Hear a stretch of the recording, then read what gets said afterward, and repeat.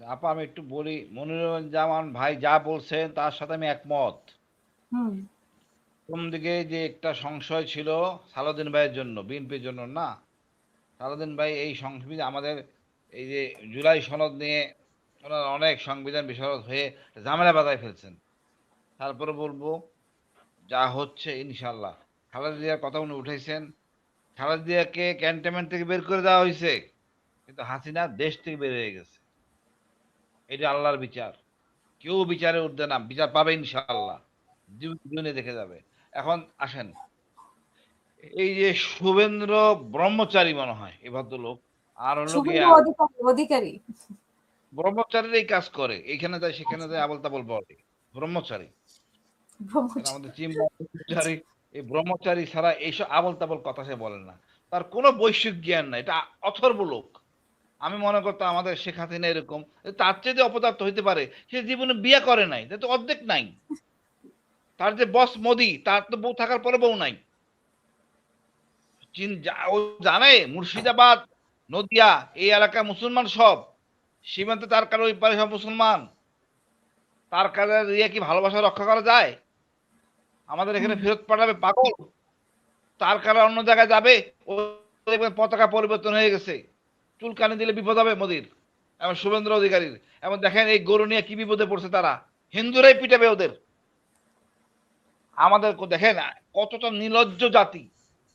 পশ্চিমবঙ্গের জমিদার শ্রেণীর লোকরা তো বসবাস করেন, তাদের হলো সুভাষ বোস ছিল তাদের নেতা। আমার শেষের দিকে 47-এর তৃতীয় মহাযুদ্ধের সময় ওই সুভাষ বোসের ভয়ে ব্রিটিশরা তাঁবু থেকে বেরোতো না রাতে বেলা, যদি যদি কোনো ঝামেলা বাঁধে। আর সেই সুভাষ বোসের লোকেরা এসা এখন স্বাধীনতার কথা চিন্তা না করে তারা দিল্লির পা চাটতেছে।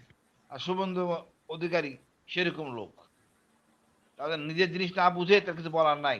আমরা 71-এর আগে মনোরঞ্জন ভাই জানেন আমাদের ইপিআর ছিল,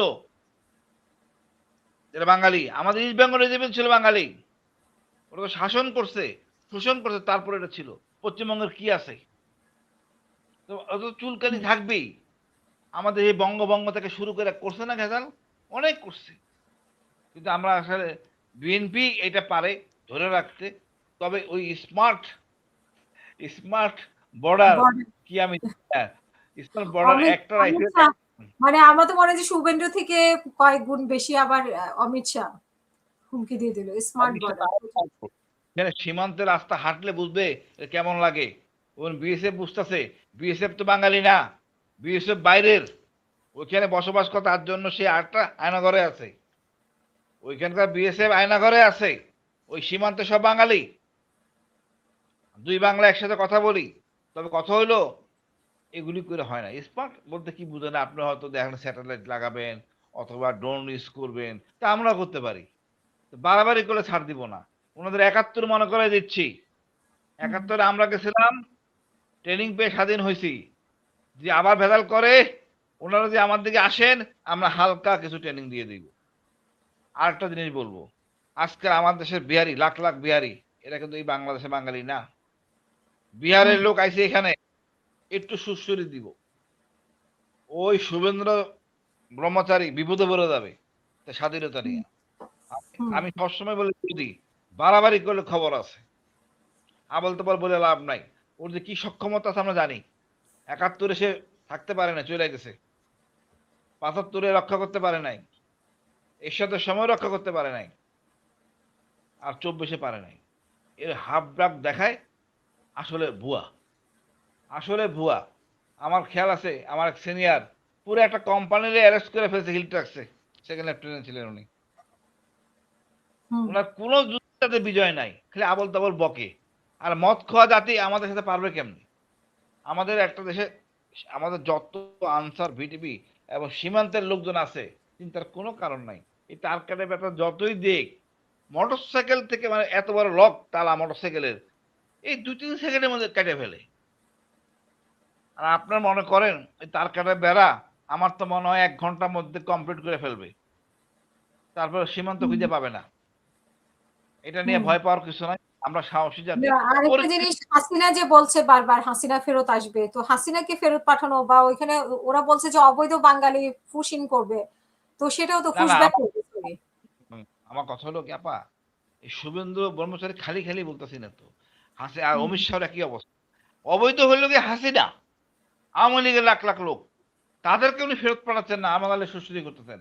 আমি একটা কথা পরিষ্কার বলি, বাংলাদেশের জনগণের সাথে উনি ভালো ব্যবহার না করেন, ওই 7 সিস্টার শান্তি থাকবে না।